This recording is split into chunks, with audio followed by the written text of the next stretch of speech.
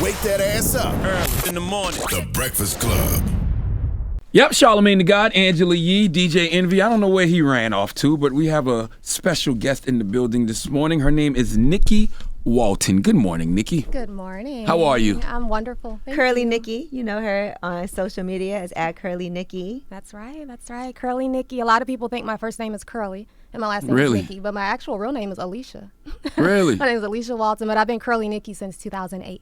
I love when people walk in the room and you can just feel the divinity just like flowing off them. Man, this is like, it was a lot of suffering and just a long journey, like around the world journey, 600 books, meditating daily for like 4 hours a day. And I found what I was looking for. And now it's like I have no choice but to share. Just like with the natural hair stuff, I had no choice but to share that. Well, let's start with that, right? Let's start with Curly Nikki and how that even came about. I hated my hair and myself. You know, I didn't feel comfortable in my own skin. And I had straightened my hair. I had it straightened my whole life. And when I got to college, there was no such thing as a black stylist in this very small little white town I was in. And so I had no way to get my hair done. And I'd have to go 3 hours home to St. Louis, Missouri to get it straightened. But I was also in college back in the day, so there was no air conditioning. So when I get back to my dorm, You'd it be would all go frizzed back. out, It yeah. would go back, and then my self-esteem would go down. And I'm like, this isn't okay. You know, I was a psychology major. I could tell. I'm like, something is off. So I started learning about hair. And like, I'm a good researcher. I'm a really good synthesizer. And so I learned and I started sharing, and I launched Curly Nikki, and it went viral. You know, I got myself on Tyra Banks, and I wrote a best-selling book with HarperCollins, and I've been working with Dr. Oz as their resident expert like ever since 2013. How does hair help with the healing process? You know, for me, it was my first step toward freedom. So I felt like I couldn't just go in and apply for a job. I had to first figure out, what am I going to do with my hair?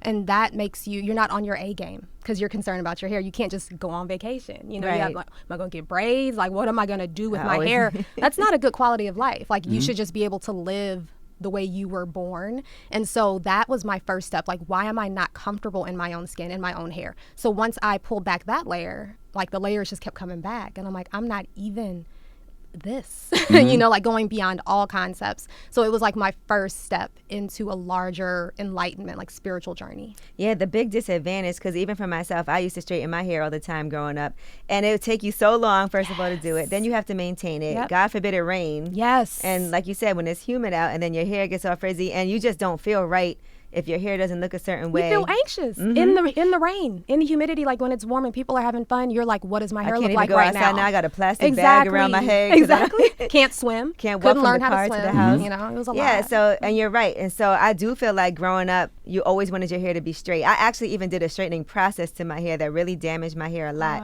This thermal reconditioning. It looked nice because it was always straight no matter what. I read about it. But then when it was time to grow it out, it just looked awful during that period of time. But it took your curl pattern out? Yeah. Yeah. So then you had to pivot to the time where now everybody wants to have, you know, natural curly hair, but we couldn't even find any products at first for natural and curly hair. Now it's completely different. 2021, there's so many products, people don't even know what to do. Like, the whole game has changed. Myself and my cohort, it was like 2008 to about 2015, we completely changed the way Black women view themselves and their hair, and it also affected the way manufacturers were making products and how they were marketing to Black women. So whereas before, it'd be like, before curly hair was like, ugh, ew, yuck, you know, I want my hair silky smooth. Now it's like, oh, of course you want your natural texture to be popping, so we're giving you products to support that. We're not downing your natural texture. That was a whole ad campaign from a company.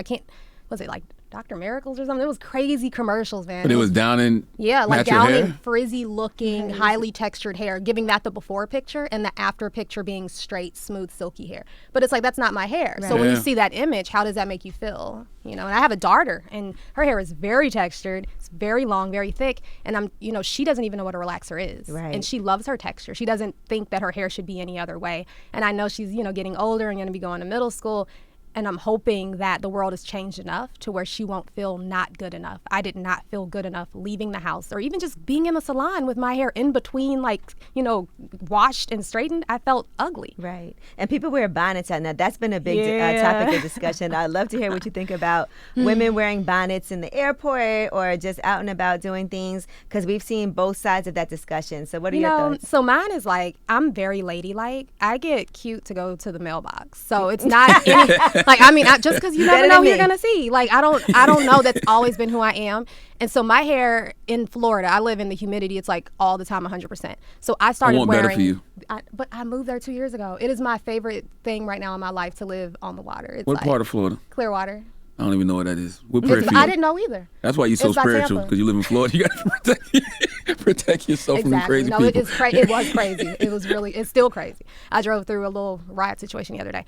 I started wearing these to like just not have to do my hair all the time because it gets so frizzy, but I wouldn't do a bonnet. I would wear a classy scarf, turban situation, right, but not just like a bonnet. I don't even wear bonnets in my house because it's just, I don't feel my best. It doesn't reflect who I am on the inside. Okay. I'm sitting here listening, and I'm just like, man, I can't wait to see what the next generation of black women looks like, because, you know, I got 3 daughters, and I think about, like you said, all the representation that I know didn't exist when I was young. Like, they got children's books about hair texture, and, you know, my daughter is, my oldest daughter, she's gonna be 13 this weekend. Like, she's proud to have her braids and everything else, and I got to stop the young white girls from touching her hair and saying how much they love her hair. So I just wonder what's that going to do for their confidence, that next generation. Tremendous. They'll be able to focus on stuff that matters. You know, like to be able to go off to college, your oldest daughter, and not have to be worried about her hair. To be able to just be studying. And That for would be young awesome. boys too, to even understand, or men judging women's hair, like they have issues if I don't date girls with weaves, but sometimes you do that because it's just easier. It's a protective style. You're growing your hair out. 100%. So you can't judge what a woman does. Also, sometimes although styling and all of that, people who are always having to get their hairstyle, they want to protect their natural hair. Yes.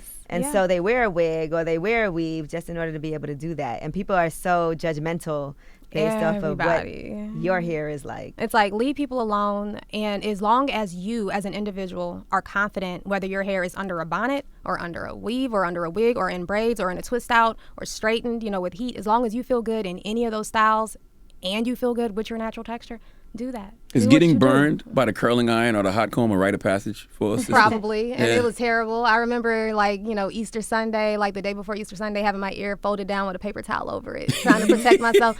And it usually helped. But I mean, the sweat, just the fear of getting burned. And then the sweat, your hair is reverting real time, you know, because you're not supposed to get it wet, but you're sweating because you're scared. I still got these permanent burn marks on my arm. Oh, I see. That's from a curler?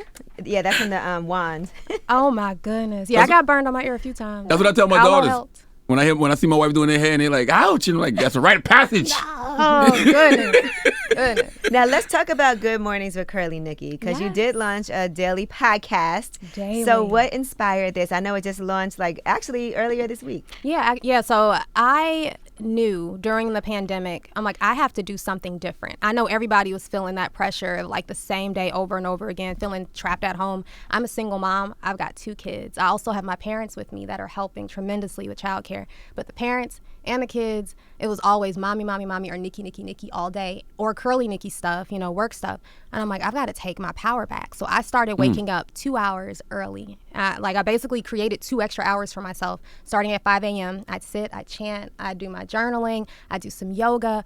And that started November 2020. And it was so awesome. I started sharing on social, and I was getting so many questions, so many DMs, so many requests for calls. And all the questions and all the statements were the same.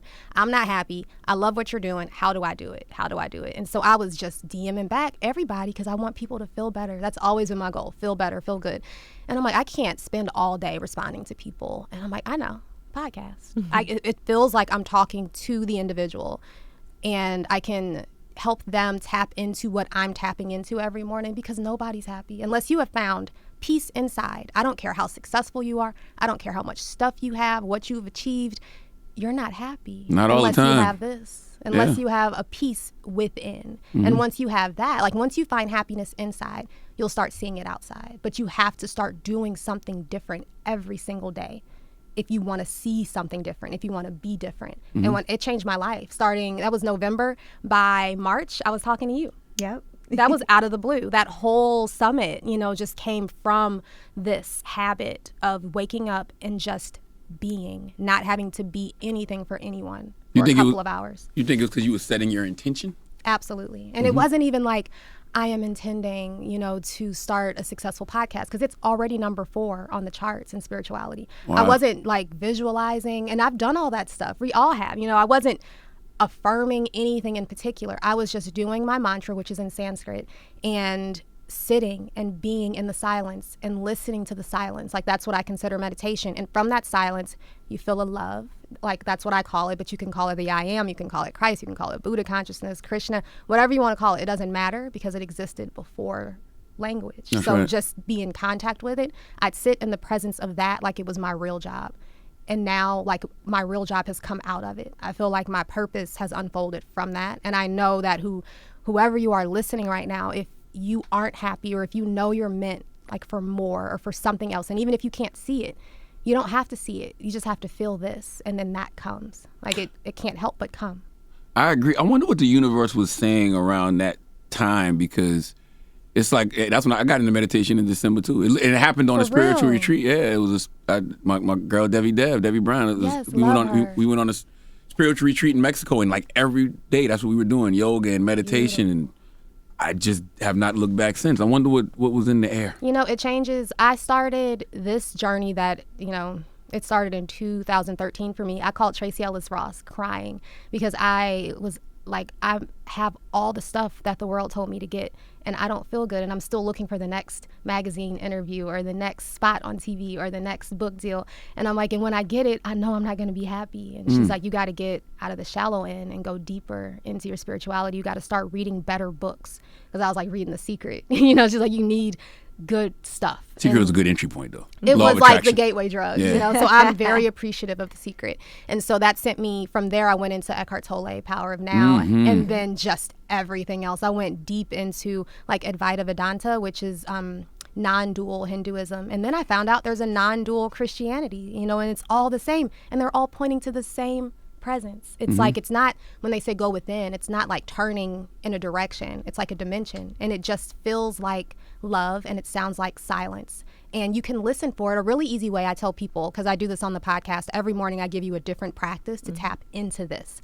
If you put your headphones on and you're listening to your favorite song, instead of listening to the music, listen for the silence. Like right now you hear my voice and you hear the quiet that my voice is coming out of. Pay attention to the quiet. And when you find the quiet out here, it points you back to that quiet that is like existence. And then you become aware of what feels like a release. Like you let your stomach go, you let your shoulders down, you breathe a little deeper. Your face naturally smiles when you're connected to this. And it just unfolds into your world, and you meet everyone from this place, because you don't see them as an other anymore. You see them as yourself. You see them as this love, or as God appearing as people. It changes the way you interact with the world. I feel like we're listening to the podcast right now. Exactly. That's what the podcast is every morning. Yeah, and this is a great way for people to be able to start their morning, right? Because yeah. as we go out to face the world, we all have these rituals that we do in the morning as we get ready to start our day. But I think starting our mornings with you is a great way to make sure that we're going to have an amazing time, an amazing day. And also just start the morning like more relaxed. I know I get so stressed, like even driving to work is stressful. Yes. Especially in New York City.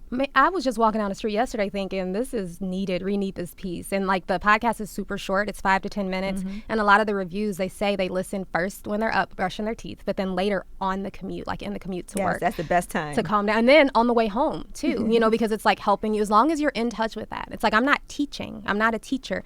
I'm just feeling love while I'm talking, and that love gets awakened wherever you are. And then you can feel that, and then you take that into your world. And it's like we're just passing a flame, and then you light someone else's candle, and it just goes and goes and goes. And it's beautiful, and it's changed my whole life and the lives of the people I've worked with. I like what you said about you said we should move beyond our minds, because my sacred purpose coach Yadi, she always says stop thinking with logic, move with the spirit. So what was that transition like for you? So I'm also a licensed psychotherapist, and I was trained to teach people how to watch their negative automatic thinking, their negative thoughts, and then replace them with positive thoughts. But the problem is, like, it's so many thoughts and it's so negative that you have to go deeper. You have to get to the root of it. And so again, we listen for the quiet. There's a place inside where you don't have to quiet your mind. There's a place inside where you're always meditating. There's a place inside where you're already happy. There's a place inside where you're already confident. So you don't have to get quiet. You don't have to get confident. You don't have to get successful. You don't have to get God. All you have to do is recognize that place inside where God is, or where love is, or where that confidence lives, and then you stay aware of it. So just like right now, your attention is on your thoughts. You place it onto this love or onto the quiet. And then the thoughts are still there, and that's fine. But now you can see them for what they are. You don't have to believe them. You don't have to grab one and then feel bad about it. You don't have to take it so seriously. You can just notice that it's happening, like a cloud in the sky, but you're the sky, and you stay as that awareness. And it's a different relationship with your thoughts. They don't frazzle you. They don't cause you to feel anxiety. And when you do feel anxious, you recognize it as, I'm not anxious. I just forgot to feel peace. I stepped out of peace. I made someone or something more important than this inner love, than this joy here. And then you're right back. And you might still be a little upset, but there's like something that has shifted in you. There's a space that's opened up where you can step back and sit back on your throne, and you can be calm no matter what. So I'm never upset. I'm just out of peace. And then I find the peace again, and it's just a breath away, or just, just a turning within, just a listening away, and I'm back. And then I can be more effective in the moment. I love that. And you also have your foundation, right? And so let's talk about Showering Love. Yes, so it's not my foundation. I would have loved to have founded it myself. It's a nonprofit that you work with. Okay. Yeah, I work directly with her. It's called Showering Love. And just like I'm trying to help people have intentional good mornings, she was a person that experienced homelessness for more than a decade. And she launched this foundation to help people, give them hope, and for them to have good mornings. So she's making sure that at least 250 people every week down in South Florida have access to showers. They have, fresh, clean clothes, a meal, and they get haircuts too, like once a week. Okay, wow. So you're actually, so how is that, how are you working with? Yeah, so 10% of all of the revenue generated from the podcast, Good Mornings with Curly Nikki, also called God Mornings, the second O is optional, goes toward the organization. So we're working and hoping, like every time people listen, and with the ad dollars, the ad revenue that we have coming in, 10% goes directly to her. Her name is Jeannie Albo. Okay. And then you had the summit that you started. So can we talk about that also and what's happening? The summit it was brilliant and beautiful, and you really helped so much, by letting me speak about it. I wanted to help women tap into their best self and reuse different gateways, different doorways into this place, this love that I'm talking about. So whether it's entrepreneurship or creativity or beauty or wellness, you pick your door, and we had 20 teachers, all women of color, coming in and sharing their gifts, and you could pick your door. If I want to learn about entrepreneurship, I'll go into this little virtual summit room, and the feedback was amazing. We're doing it again next year. Okay, that's what I wanted to see. Are we continuing We are continuing it. It's an annual thing, and hoping that next year it will be in person, and it's likely going to be in Atlanta. Okay. Wow. Yeah. Man, how is it, Nikki? You started off teaching us how to fall in love, with our hair. Now you're teaching people how to. That was the entry point, though. I feel like the hair was really the entry point. I can tell that it was a necessary journey for me to go on to get to this place. I feel like all of it was leading to this, because I still love being on Oz and talking about hair, but I know that that's not my purpose. It was a part, along the journey, it was a part of the journey, but helping people find this love, this peace. And you read, what, you said 600 books? Yeah, probably more. It's been crazy. All the books, and they all say the same thing. All the religions, they all, in their essence, they point back to the same core that we all have. No matter who you are or where you are, or if you're dead or alive, this peace is what we are. What's your favorite? You mentioned Eckhart Tolle, Power of Now, great book. What's your favorite? What's the one that The Supreme Yoga. It's also called the Yoga Vasishtha.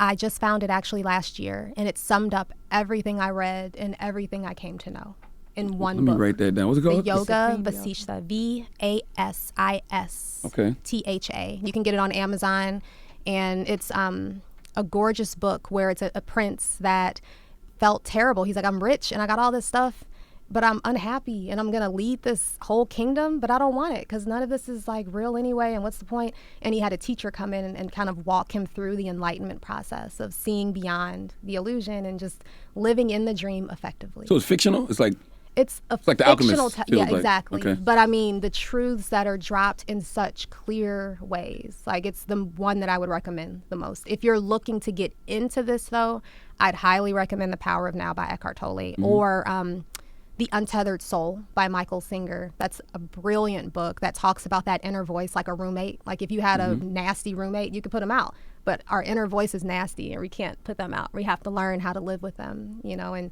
ignore them.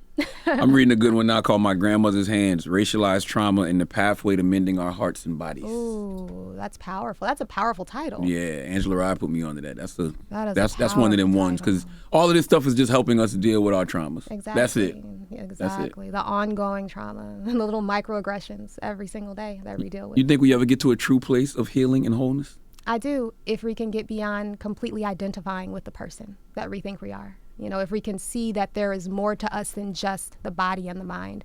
And that's what I do on the podcast. I'm trying to help people move beyond just thinking that they're Charlamagne or just Nikki. It's like, what is it when you hear about oneness and it sounds all woo-woo and spiritual? There's an actual, true, experiential way to tap into that where Nikki's not other than me. Or this person's not other than me. And it's not something you have to imagine. It's something you feel. And once you start feeling that, that's healing. And that does the healing. It does the healing. And if everybody was there, we wouldn't need any healing. That's right. All right. Well, good mornings with Curly Nikki, or God mornings with Curly Nikki. Make sure you guys subscribe. Where can they find the podcast? Yes, so it would help me tremendously if you listen on Apple. That's the one. I told you I'm number 4 in the spirituality charts already this early. I'm also doing a giveaway. I'm giving away 3 iPad Airs for folks that leave reviews and send me a screenshot to my DM at Curly Nikki, and Nikki is with 2 Ks. You can listen everywhere, but Apple is where I'd appreciate if you listen.